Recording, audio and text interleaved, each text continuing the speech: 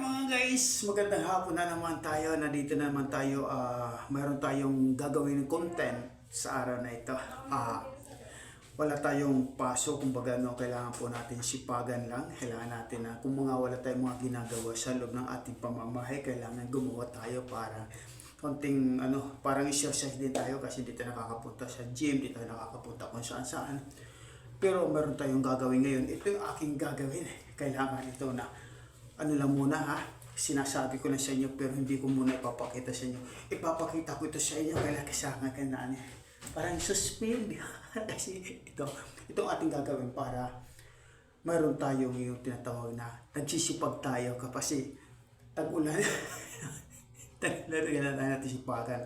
So ngayon, tatapusin ko yung aking content ngayon, yung atin susunod.